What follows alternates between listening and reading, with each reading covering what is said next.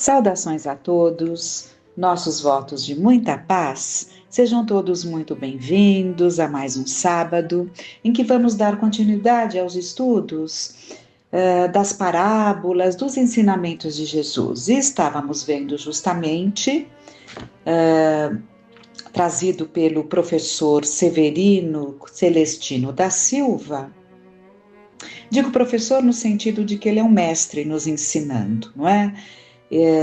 E no seu livro As Parábolas de Jesus, Visão Judaica Cristã e Espírita, ele nos auxilia a compreendermos mais o entorno, o contexto, a forma como que os judeus entendiam nas suas buscas religiosas, nos seus sentimentos, e havia ali muitas práticas, muitas crenças, né? Inclusive muito ligados a tantos rituais, e tudo isso fazia parte do entendimento deste povo. E Jesus falou, evidentemente, que não só para eles, mas para toda a humanidade, para todos sempre, não falou para o momento, e sim para toda a nossa caminhada, de todas as suas ovelhas que pertencem ao seu rebanho, mas ele precisava recorrer ao conhecimento, a uma linguagem, ao entendimento daqueles que estavam no seu entorno, porque eram justamente esses que propagariam seus ensinamentos. Então ele precisava tornar a sua fala, os seus ensinamentos, compreensíveis para aqueles que o ouviam. Então, ele se utilizava, como nós estávamos vendo, a história da vaca, que é justamente na parábola do tesouro. Vimos um caso anterior ali do Youssef, que acaba voltando, aquela pérola vai na boca do peixe, acaba voltando. Então, para aquele que tinha a pérola, então tudo isso, e agora, depois, como vimos a história da vaca, que narrava a história do Yehuda, muito caridoso, ele tinha uma esposa e a vida dele, o objetivo dele era ajudar, né? Era ajudar. E ele tinha muitos e muitos bens, e ele tanto ajudou, que ele foi dissipando os seus bens. Chegou um ponto que ele não tinha mais o que dar, mas ele tinha ainda a propriedade em que ele morava, e ele combina com a esposa: vamos vender a nossa propriedade, nós podemos morar num espaço menor, e com isso nós teremos uma parte para continuar fazendo aquilo que é da minha vontade. Então, ele tinha essa obsessão. São ensinamentos que nós vamos recebendo, não é? Então, e aí, dentro desse quadro, a esposa aceita e assim ele faz. E quando ele estava ali cuidando das terras, na parte em que ele buscou ali construir o seu lar, né, a sua vida, ele estava ali buscando plantar para ter ali o sustento com as coisas que ele plantaria. A vaca, ele leva uma vaca, ele tinha uma vaca, a vaca vai com ele e ela acaba tropeçando, se machucando e caindo num buraco. E quando ele vai ajudar a vaca, né, nós lemos isso, quando ele vai ajudar a vaca, ele acaba ali naquele buraco percebendo que ali tinha um tesouro. E com esse tesouro, né, que o torna novamente muito rico, ele continua ali com aquele seu plano de continuar fazendo bem. Todas essas histórias nós devemos entender da forma simbólica. Mas assim como os judeus entendiam esses ensinamentos como um tesouro propriamente dito, e acontecia, óbvio que acontecia. Se hoje nós temos os investimentos, né? Naquela época, eles enterravam os tesouros para poder proteger. Ninguém deixaria tesouros na sala, no quarto, né? Era comum enterrar-se para poder proteger aquele tesouro. E muitas vezes aquela pessoa desencarnava, se ele era um avarento, o filho nem saberia daquele tesouro, e aquilo, depois quem comprasse aquelas terras, poderia em algum momento achar. Então, isso eram situações reais, né? Mas os ensinamentos de Jesus vão muito além disso. Então, assim como os judeus interpretavam muitas vezes ao pé da letra, receber o bem de forma material, assim como eles entenderam que a terra, que Jesus viria devolver a terra a eles, e eles compreenderam como um espaço físico aqui do planeta, né? Assim nós ainda também. 2000 anos se passaram, há 2000 anos lidamos com os ensinamentos, queira Deus, né? Lidamos com os ensinamentos de Jesus e, na verdade, ficamos buscando esses tesouros, essas recompensas na terra, em forma de matéria, e não compreendemos que essas recompensas vêm sim enquanto estamos na Terra, não só no plano espiritual, mas não na forma como gostaríamos, de coisas ilusórias, de falsas alegrias, né, que logo, logo se mostram totalmente sem condições de nos dar aquilo que buscamos. Raciocinemos. O maior dos tesouros, se encontrássemos, ou se ganhássemos, ou se conseguíssemos, pelo trabalho até, o maior dos tesouros. Se nós não tivéssemos o coração em paz, se não tivéssemos saúde, se não tivéssemos no nosso entorno pessoas que amamos, esse tesouro traria tantas mudanças nas nossas vidas? Então nós temos que refletir sempre que os ensinamentos de Jesus, quando ele usou por tantas vezes o tesouro, nos alertando a buscar o verdadeiro tesouro, que se manifesta aqui, sim, tanto quanto lá, mas não está no exterior, está dentro de nós. Aquele que odeia o outro, ele tem um momento de paz? Ele pode estar até vivendo numa abastança muito expressiva, mas ele tem paz? Aquele outro que tem muito pouco, que luta pelo seu pão do dia a dia, mas que tem o coração em paz, pode ter muito mais momentos agradáveis do que esse outro que odeia. Então nós precisamos alcançar esses ensinamentos. E essa história da vaca é muito, muito interessante. E nós paramos justamente quando o Celestino nos fala. Ele traz, né, do Evangelho de Tomé, que não é um evangelho que fez parte ali dos 4 evangelhos, né? O reino é como uma pessoa que tinha um tesouro escondido no campo, mas não sabia. Quando ela morreu, deixou-o para o seu filho. Este, não sabendo do tesouro, assumiu o campo e o vendeu. O comprador arava quando descobriu o tesouro e começou a emprestar dinheiro a juro para quem desejasse. Aí o Celestino comenta: compreendemos que o primeiro homem citado na história possuía um tesouro escondido no campo, sem ter conhecimento disso, assim como o seu filho, que vendeu o campo com toda aquela riqueza que herdara de seu pai. Aquele que comprou o campo achou o tesouro e dedicou-se a emprestar dinheiro a quem quisesse, adicionando juros.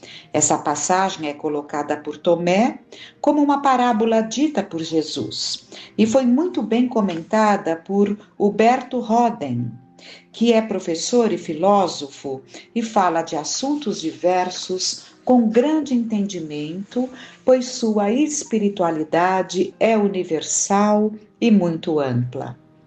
O que podemos entender da parábola do tesouro, além do fato de sempre buscarmos por um tesouro, como é dito por Jesus, é que o verdadeiro tesouro é a nossa bondade, está aqui, né? Bondade, caridade, fraternidade e o acolhimento que oferecemos ao próximo. Ainda somos capazes de tecer mais uma análise em relação a esta parábola, valendo-nos do que foi dito pelo profeta Ezequiel. No seu livro, ele diz: Que pensais vós, os que usais esta parábola sobre a terra de Israel, dizendo: Os pais comeram uvas verdes e os dentes dos filhos se embotaram.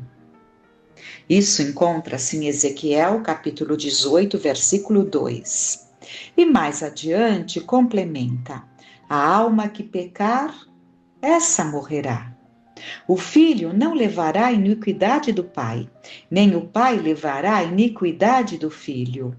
A justiça do justo ficará sobre ele, e a impiedade do ímpio cairá sobre ele. Ezequiel 18, 20. Há nesse ensinamento uma perspectiva da responsabilidade individual em que cada um paga por si. Isto é, filho não recebeu o tesouro do pai, pois ele não deveria herdá-lo, e sim conquistá-lo, pois o tesouro do qual Jesus está falando é o tesouro espiritual. Ezequiel nos diz que um santo pode ter um filho perverso, pois, como diz Jesus, o vento sopra onde quer. Você o escuta, mas não pode dizer de onde vem nem para onde vai. Assim acontece com todos os nascidos do Espírito. Quem nos relata esse ensinamento de Jesus é João, capítulo 3, versículo 8. E como sabemos, continua Severino, o Espírito não é herdado pelos filhos, pois o que nasce da carne é carne.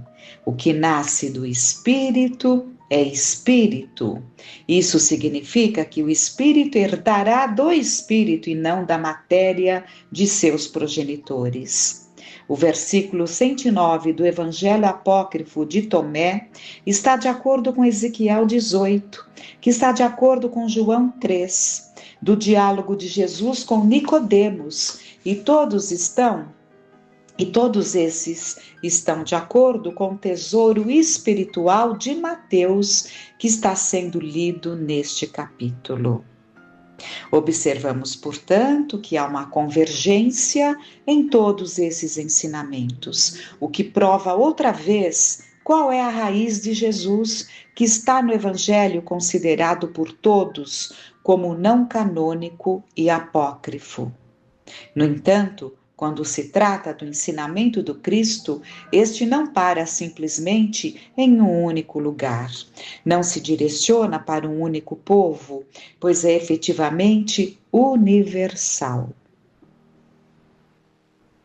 Seus ensinamentos se expandem, e nessa expansão encontramos coisas maravilhosas. Deste modo, na humanidade, durante essas buscas, há uma felicidade em encontrar o verdadeiro tesouro dos ensinamentos de Tomé e da parábola do tesouro trazida por Jesus. O que ele está nos falando aqui é que os ensinamentos de Jesus não ficaram apenas trazidos pelos 4 evangelistas ali, que foi determinado pelo alto, né? Com certeza o alto determinou que esses 4 evangelistas ficariam marcados, né? Fariam parte ali do Novo Testamento, né? Trazendo os ensinamentos de Jesus. Mas muitos foram os outros que participaram e também anotaram e também se recordaram.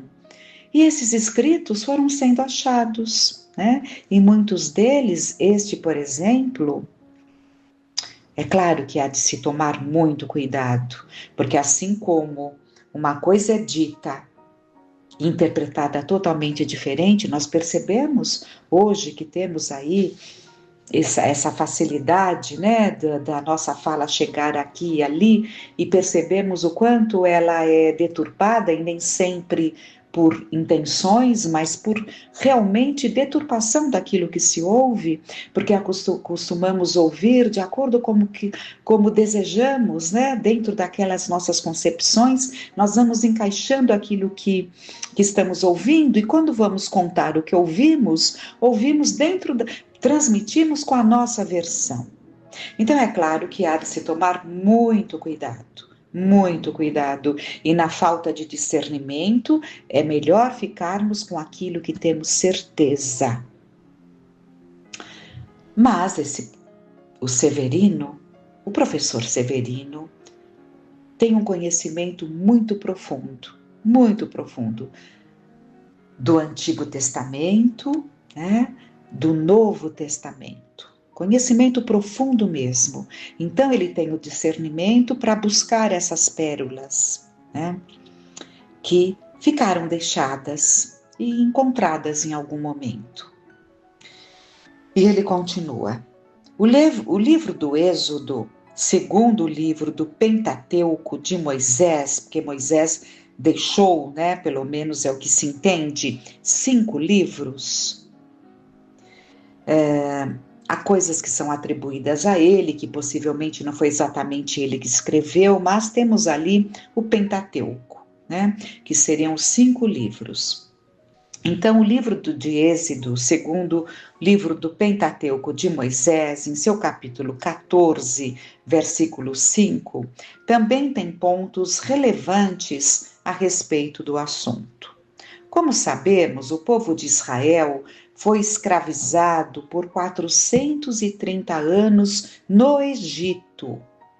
E nesse meio tempo foram atingidos pelas 10 pragas. Foi então que, sob a liderança de Moisés, eles escaparam do faraó e, consequentemente, da escravidão. Quando o faraó tomou conhecimento dessa fuga, ele disse: Meu Deus, o que fizemos para deixar escapar o povo de Israel? A partir desse fato, contamos uma história que está bem conectada com o que foi dito anteriormente neste capítulo. É a história de um homem que recebeu um campo de herança e, ao recebê-lo, vendeu-o por um preço muito baixo. O homem que comprou o campo daquele herdeiro, então decidiu furar poços e plantar pomares e jardins. O homem que o vendeu, entretanto, ao ver a riqueza da qual ele havia aberto mão, ao vendê-lo tão barato, sentiu uma dor terrível. Essa dor trazida para ilustrar essa história é uma dor agoniante no fundo do seu peito, ou seja, no seu coração. Então, essa dor trazida para ilustrar esta história é uma dor agoniante no fundo do seu peito, ou seja, no fundo do seu coração. O Rabi Simeon Bar Yochai, autor do livro Zoar, que é a base da Cabala, ao comentar esse versículo, nos diz que esse sentimento do faraó, ao ver o povo de Israel indo embora, era análogo ao sentimento de quem havia perdido um grande tesouro. Estamos entendendo a história que ele contou para entendermos a dor do faraó ao perder o povo de Israel, né? Ele complementa dizendo que o sentimento é comparado a um homem que recebe de herança uma casa muito distante que a vende por uma bagatela, ou seja, por um preço muito baixo. E quando a pessoa que comprou a casa se muda e passa a viver lá, ela encontra ouro, prata, pedras preciosas e pérolas. E aquele que a vendeu sente uma agonia muito forte em seu peito. Em síntese, nesta passagem, o Rabi compara o povo de Israel naquele período com o tesouro na antiguidade da humanidade. Isso se dá, pois, em meio a tantos povos idólatras, porque só os judeus não eram idólatras, ou seja, eles acreditavam num Deus único, evidentemente que eram eles e alguns outros tantos. Por quê? Encarnou na Terra muitos que tinham esse conhecimento de um Deus único. Então, aqui ou ali, evidentemente que havia espalhado pela Terra alguém que já, pessoas que já traziam intuitivamente esse conhecimento do Deus único dentro da sua bagagem espiritual. Mas um povo reunido que trazia isso de uma forma coletiva era o povo de Israel. Não é? Então, voltando, em síntese, nessa passagem o Rabi compara o povo de Israel naquele período com um tesouro na antiguidade da humanidade. Isso se dá, pois em meio a tantos povos idólatras, a primeira revelação estava depositada como um farol de luz, que iluminaria o futuro e traria a redenção da humanidade pela eternidade. Com as histórias que trazemos neste capítulo, temos o objetivo de mostrar como Jesus nos convoca a repensar, para que todos consigamos negar ou desprezar tudo aquilo que é meramente material, para que possamos ter nosso tesouro nos céus, que é a verdadeira vida e o mundo espiritual. Assim estamos quase concluindo a reflexão e análise da parábola do tesouro, pois já sabemos que o que precisamos não é ser indiferente às coisas materiais. Isso é muito importante que entendamos. Não é ser indiferente às coisas materiais, porque no Evangelho, segundo o Espiritismo, nós temos lá o homem no mundo. E o homem no mundo, ele tem que viver no mundo.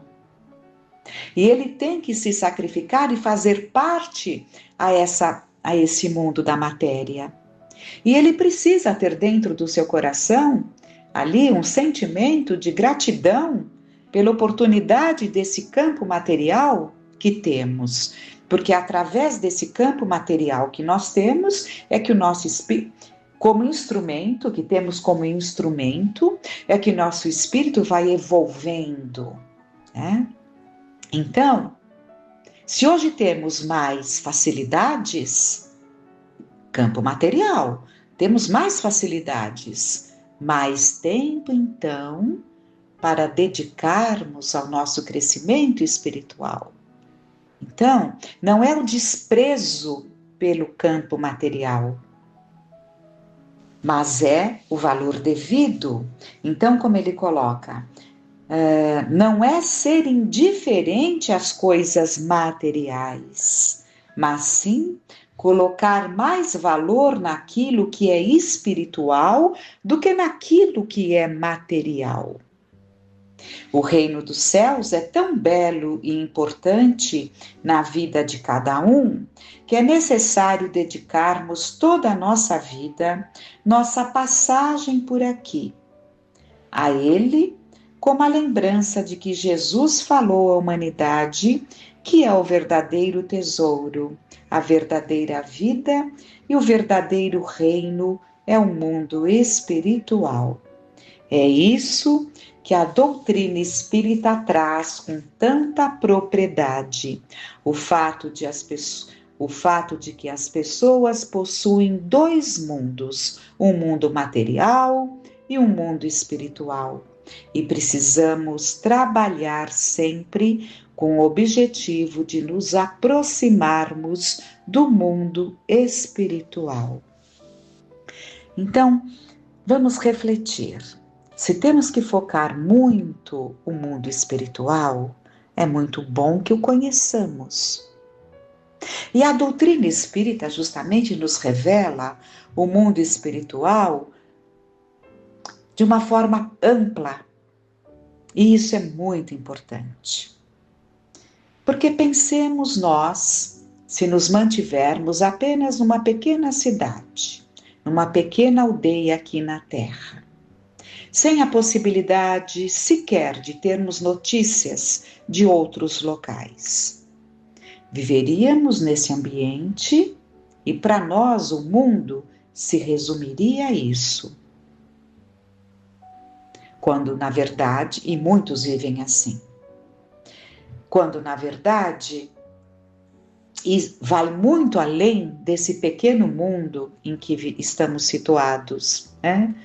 Da mesma forma, no plano espiritual, aquele que porventura desprende-se do corpo durante o sono e entra em contato com uma determinada região do plano espiritual, e digamos que ele tenha ali determinadas percepções a ponto de voltar ao corpo, e isso é possível, plenamente possível, voltar ao corpo com a recordação clara e nítida do que ele viveu, e ele considerar que o que ele viu, o que ele viveu, o que ele observou se resume no plano espiritual, está cometendo o mesmo equívoco daquele que está enclausurado num ambiente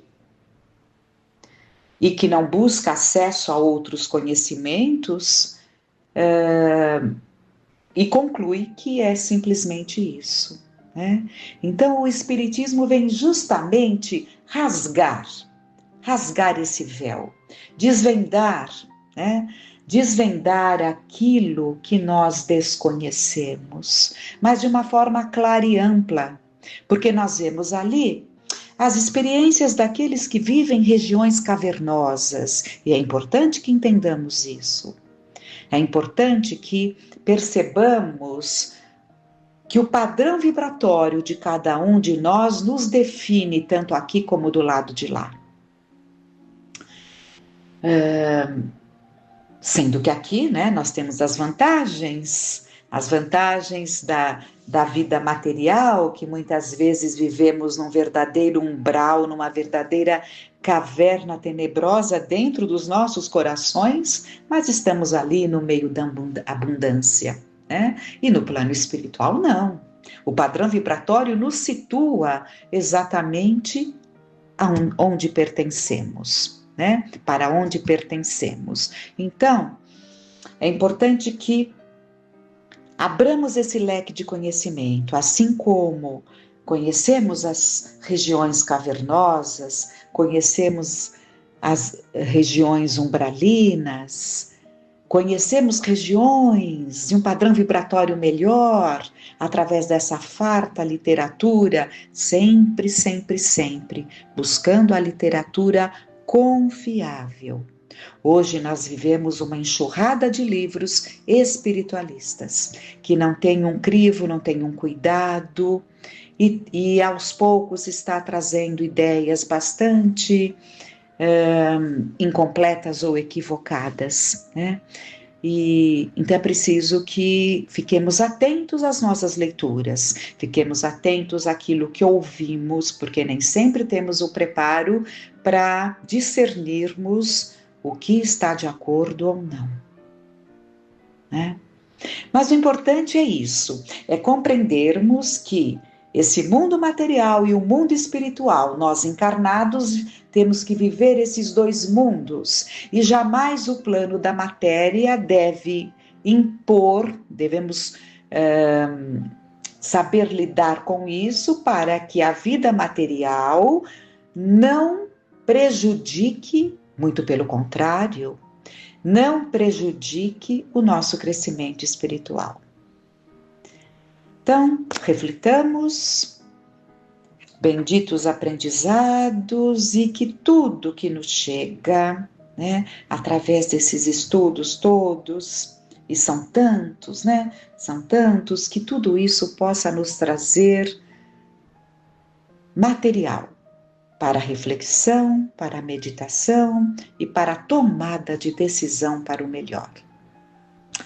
Confiemos em Deus, roguemos ao Pai que nos assista, Jesus, nosso Mestre, nos envolva em dúlcidas vibrações amorosas, firmando-nos na força, na coragem. que fiquemos em paz.